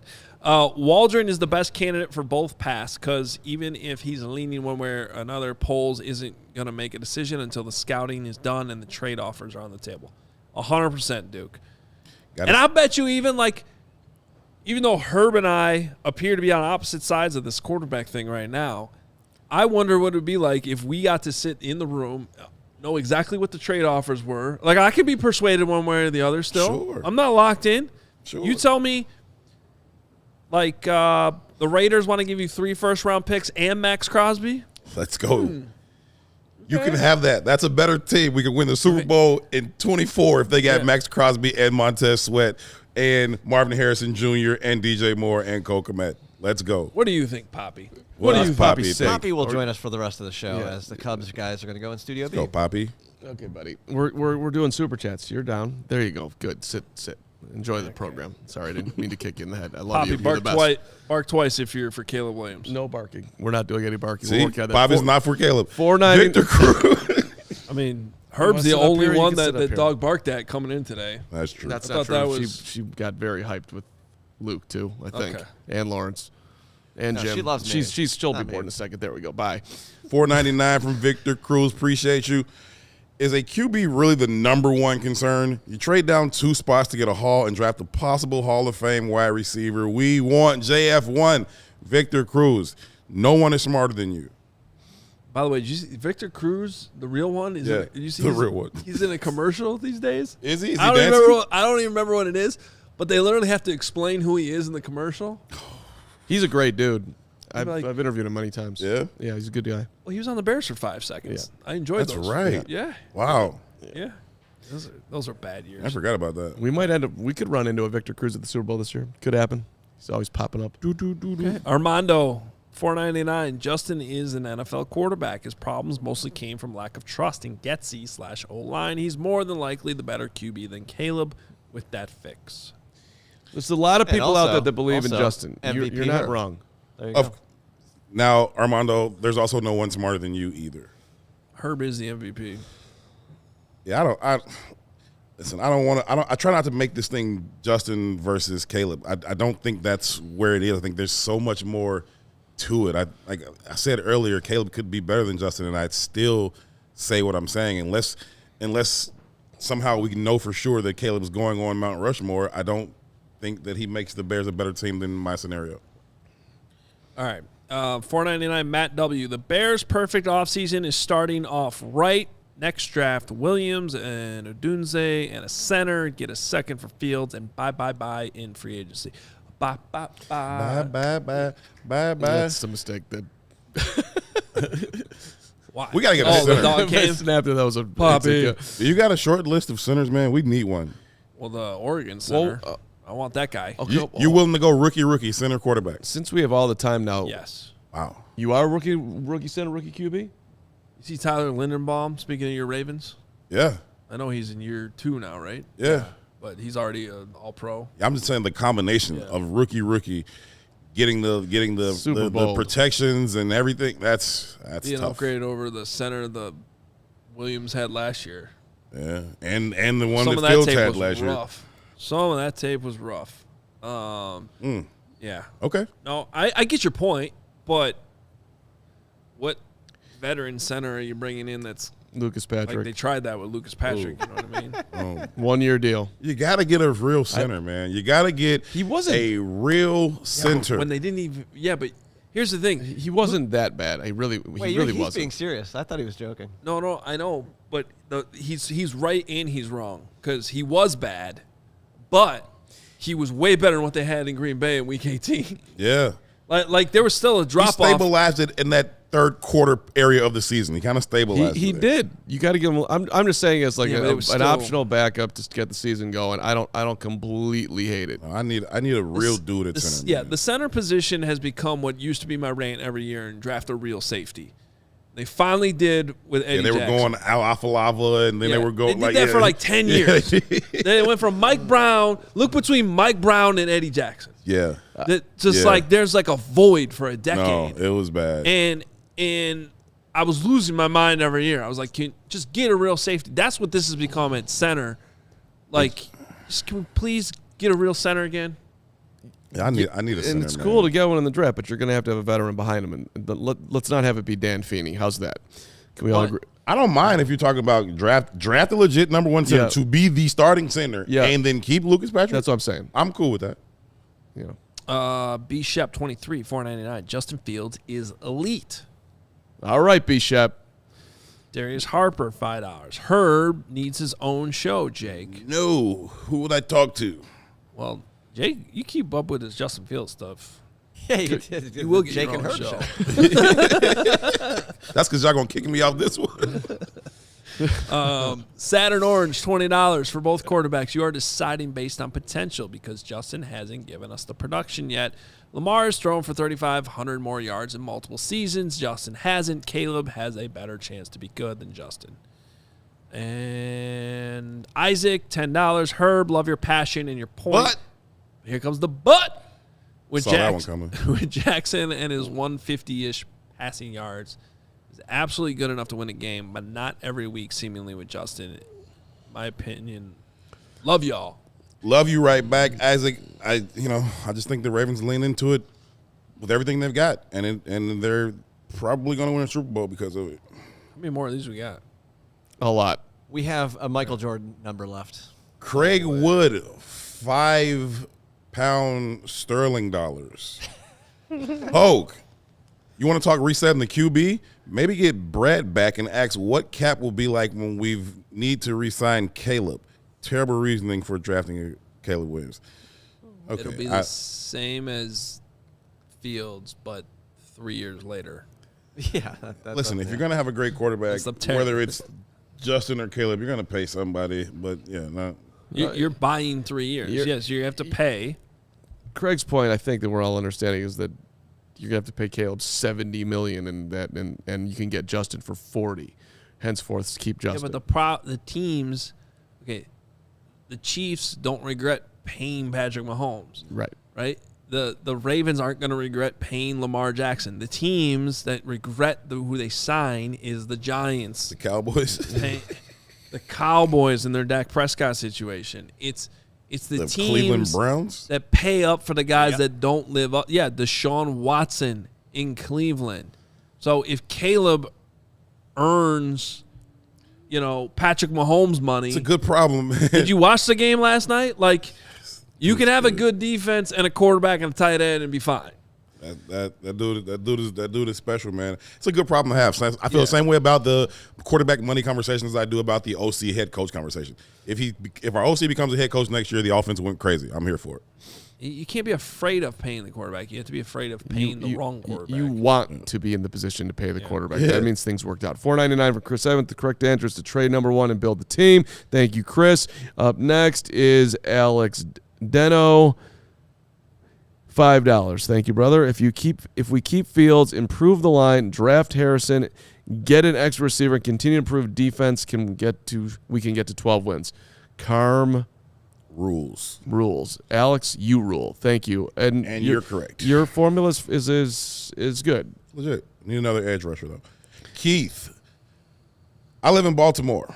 Lamar is who he is because his coaches lean into his skills. Meanwhile, Justin's coaches have been trying to change his style his entire career. It's true. It was a rough start of the year for Luke Getsy, and it ended up with Luke Getsy not being there anymore. Really. It's just, there's just a lot of ways to win games. I feel like people know that at like the high school level or the college level, where you play your conference schedule and then you get to state tournament, you play a team that's stylistic. Like, I've never even seen nobody do this shit, but it works. You know what I mean? Like, it's just there's a lot of ways to win a football game, man. I think that's one of them. Thanks for the super chat, Keith Chow. That dude Tank. This season was actually Lamar's 3rd best QBR, even though it's his most passing yards. He's had better QBR when he throws for less. Carmen's going to fact check you on that. Thanks for the work up front, that dude. Tank. That's what I do, that dude. You know this. There's no way that's what he's looking up right now. I guarantee you. He grabbed his computer right when I was reading it. He was going right to that. I'm right there. But we're okay. I'll do that later, that dude. Moving along. Brian Jenkins, $5. I totally agree with Herb. Stick with JF1 and build. Let's go. Caleb Williams is a crapshoot. Starting all over again is overrated. We're not really starting all over again. There's a foundation here. Let's not go completely crazy. But thank you, Brian. Billy ISO 7. If we win the 3 blown games with Jay playing the way he played, are we still discussing drafting a quarterback? Yes, we are. Bad coaching made this a discussion. No, we'd still be discussing it because they weren't going to win a Super Bowl this year, and it'd be a discussion. I think they probably have a discussion because, to Hoge's point earlier, this is a unique situation. This is the Andrew Luck draft, the Peyton Manning draft.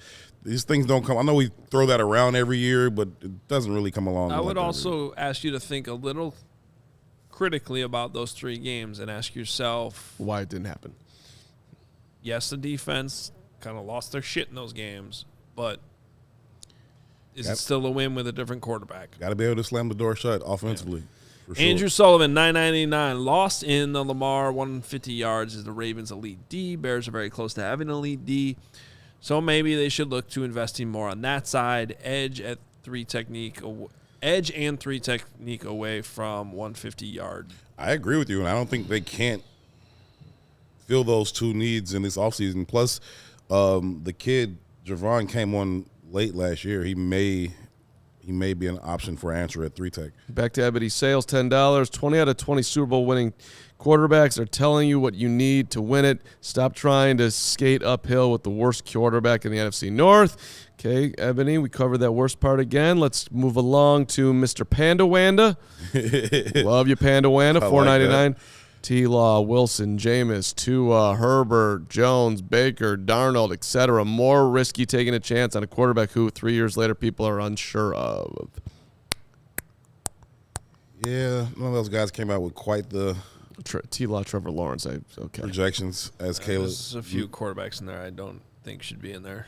Yeah. Like Justin Herbert and Trevor Lawrence, but Tua. Well, Tua's like, We'll see. I like watching Tua play. That's True all. Blue NYC.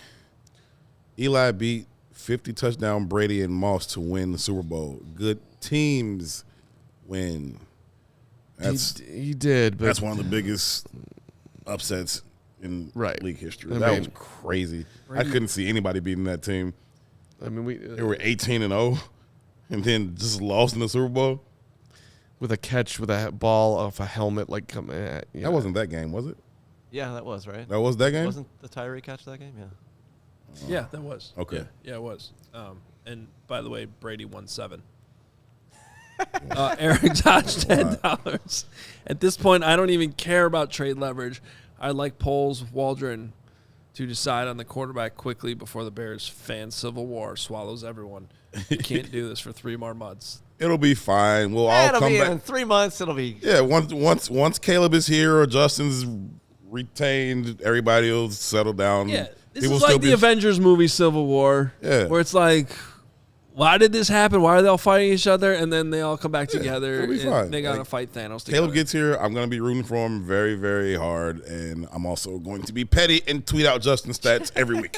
That's exactly what you're going to do. And it's going to be hard at the beginning, and then you'll get over it if he's good. And if he's not good, you'll never let it go. $10 from Corey Smith. I hear a lot of rhetoric from players who seem to be pro Justin Fields. Are we missing something here? They like JF1. However, I do not hear them stating he's a franchise quarterback or a guy you can win titles with. That's not, well, they're not saying that you can't win with him, Corey, but there is a personal part of obviously going on here. They like Justin. Championship. They also think he's supremely talented. $4.99 from Splash. Fields, Belichick, Pitts, London, Bijan, and Odunze with pick 8 will make a deeper run than the Bears with Caleb in 2025, who gets fired. NFC South is open. Hey, that's intriguing. That's intriguing and not all that unlikely in terms of them all being in the same spot. Look, if we here at CHGO could, draft, I don't know, like Nick Wright, and I would probably be on Twitter being like, Carm's my guy. Carm is my guy. But that doesn't mean that Nick Wright couldn't sit there. Oh, I'd be out of here and I could do a show with him. I'd be zapped. Did you watch his Instagram last night? No. Okay. The Chiefs win. He walks the streets of New York, goes into a bodega, buys a Black and Mild, in line, smoking, gets his thing, starts smoking. And it's just great. I mean, it's just Patrick Mahomes. I'm like, 7,000 people are watching him on his Instagram. I'm sitting there like, and I'm one of them. And I'm like, this guy is having too much fun in his life, and he's a good friend of mine, and I hate him. Like just literally just going in and buying loose cigarettes and just living dreams. All right, J King, $5. My biggest question with Caleb Williams is, does he have the wiring to handle being a quarterback in this media market under so much scrutiny? That's a great question, J King. That's It's reasonable. Questions that have to be answered here. ISO Noah 199. What about Chase Daniel for QB coach? He's a big Justin guy. If we're going the YouTube hiring route, I mean, I would go JT O'Sullivan. Yeah, if you're going to Justin Fields, if you're keeping Fields. I like him. I've always liked backups to be head coaches in any sport, really. I'm very rarely do I think like the frontline guys make good coaches, but those second line guys tend to be pretty good coaches. I wouldn't doubt Chase Daniel could be a good coach. All right. Brandon $10 was 90-10 in favor of Justin. Now 60-40 after watching Caleb film. This is what I've been saying is going to be happening here. Patrick Mahomes-esque, smaller but quick. Flick is smooth. Still like Marvin Harrison Jr. route the best. We should all agree it can be win-win either way. I hear you. I hear you. I do agree. I think the Bears will be decent next year regardless. Eli, 199. What is the... Not sure what OLDN is supposed to be in this. What are the odds to add picks between? Maybe. That could be it, yeah. Let's go with odds. High. High, Eli. Very high. Thank you, Eli. Yeah, Good to see you. They're gonna find some more picks between 9 and round 3. I hope we did you right there, Eli. Derek McCrary. Thanks for the $5. We appreciate it. Not only Hall of Fame wide receiver with no rings, QBs are on that list too. Dan Marino, Jim Kelly, Warren Moon, Dan Fouts, to name a few. All right, Derek. Appreciate you. Yeah, the Hall of Fame list with no rings is longer than the ones with because only one person gets one. And some great players on there because they're Hall of Famers. Right. That would be redundant. $4.99 from ISO Noah. Rob. Did we have a Rob super chat earlier? Is he responding to another super chat? Maybe. Rob, stop it. Lamar's in an offense tailored for him. Fields has been with bad coaches and bad supporting cast who most aren't even in the league now. I think we are very clear on like everybody's talking points for which side of this thing they're on. Like it's legit. Either side is legit. $5 from Stephen D. Too many people mistake what they want Fields to be versus what he is. Thank you, Stephen D. A lot of people love Justin. One quick thing, though, like on that, is like the one thing I do love about that is this assumption. Like, I'd love to see the Venn diagram of people who wanted Flus fired and never has any faith in the coaching staff that just assume the coaching is going to get better. There's what I mean? Like, yes. It's just like, okay, there's like this assumption that's just going to be better. It's going to be better. And I'm like, I don't know. It's up in the air. Maybe one time we can have a quarterback who elevates the coaching. That'd be adorable. That'd be nice. It'd be nice. That'd be unbear-like. $4.99 from Level Jefferson. Shane Waldron has helped elevate Geno Smith's game, and he's 33. Justin's only 24. Don't write him off so fast. This team is more than a quarterback away. I think it's part of the reason why he got hired, Lavelle. Yeah. Part of the reason. We'll see. Jose Chavaria, $10. Yep. It's not Caleb versus Justin. It's Caleb versus Justin. All the additional picks we can get with our number one pick. We can fill a lot of holes by trading the pick. QB is into hole. You and Herb. Jose. That's your cousin. Mr. Chavaria, no doubt. Daryl Davis, $9.99. Thank you, Daryl. I'm pulling for the sign on the jersey, whether JF or CW love my city. Oh, okay. Bears fan, no matter what. He's riding with whoever's under center. Daryl, good. I think we're all going to get there. By September, we'll all be there with you. You know, right now we're split, but come September, everybody will be pulling for whomever's under center. I didn't root for the Bulls for about 10 years after Michael left, so I don't know if we're all going to get there. It took me. I was all Wizards all the time. Sean Ward, $5. Eddie Curry is one of my good friends, so I had to. I had to suffer through those years too. Okay. Then D Rose came and was like, okay, finally I like y'all for real. That's when I came back. D Rose saved me. Although I did love the Ben Gordon Bulls. Sean Ward, $5. Bears players talking up JF1 as a win. Win. Gets more for JF1. Trade or even more respect for JF1. There's a positive spin. Yeah. Thank you, Sean. Yeah. It's a win-win. Yeah. Keep talking them up. That's great. Maybe we'll get more for him. $10 for Isaac Siegel. Thoughts on Greg Gabriel versus Danny Parkins feud? Yes, I have thoughts. Danny Parkins. I have plenty of thoughts. I think I'll keep to myself. But that was fun. I also know exactly where those receipts came from. I only saw one thing, and he was when Gabriel was like, the idiot afternoon talk radio host was like, yo, he is shooting. Yeah. But if you're going to subtweet somebody, you can't get mad when the person you subtweet calls you out. Uh-oh. I didn't know Danny clapped back. Yeah, oh yeah. Yeah, that's what you got to see. Yeah, okay. I got a good clap back. I got to go see it. A lot of Danny don't duck smoke. I'll give him all the credit in the world for that. He does not duck smoke. There were plenty of receipts from Greg Gabriel's thoughts on Josh Allen that have not aged very well. Okay. Last one, Keith Black, $5. If Herb commits to joining the show at least 3 days a week during the offseason, I will sign up to be a diehard. Keith, We're giving you Herb all the time. We need you as a diehard. We don't need these contingencies. We will give you Herb. Diehard is phenomenal. Herb or not, don't cheat yourself waiting on me, man. Go ahead and jump down. All right. That was a lot of supers. We appreciate it. Fun show today. Bears have their new OC. I did a poll question. A lot of votes today. Are you happy with the hire? What do you think the yes versus no percentage is? 84% yes. 92% yes. Yeah. Yeah. Pretty easy question there, I guess. Good move. It was a good move. Yep. I have nothing bad to say about it. It's a good move. Looking forward to meeting him. I wonder if he's gonna drink beer like Getsy did. Yeah, I hope someone gives him the heads up that the last OC would bring in cases of beer. Yeah, like he brought us beer. I would bring him beer, and it was a thing. There's one video that's moving around of him talking, and he has a lot of floose in him and his philosophies. Yeah. Well, we're going to work on the fundamentals, and we're going to be fundamentally strong. A lot of that. He's also he's a very take care of the ball kind of guy. The ball. So I can see why they get along. I haven't had a chance to ask y'all. What do y'all think about the DC coming from outside? I thought the DC was gonna. I thought it was gonna be Borgonzi or I'm excited about Chris Harris. Why am I drawing a blank on Hoke? Yeah. Right. I thought it was gonna be Borgonzi or Hoke to take over as namesake DC, but it seems like they may be going outside the building. Hopefully they're just doing their due diligence. Never hurts to talk to people. I'd be down for Chris Harris, but I think Flus is going to be the play caller either way. Right. I think he should be the play caller either way. I mean, and that's part of it. Yes, that's part of the calculus.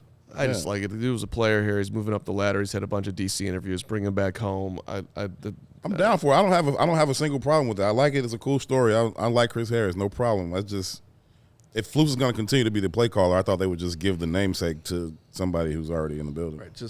And Hoke's already the passing game. Yeah, he is coordinator, right? So on defense. So, all right, we are out of here. We'll be back tomorrow at noon, and another good show for you planned. I don't know if Braggs is going to be hanging out in the Die Hard overtime, but always got those going on after the shows too. Smash that like before y'all go.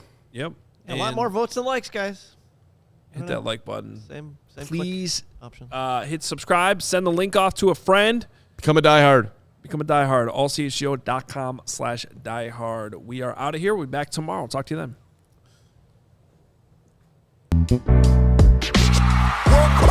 We all silly like the mayor.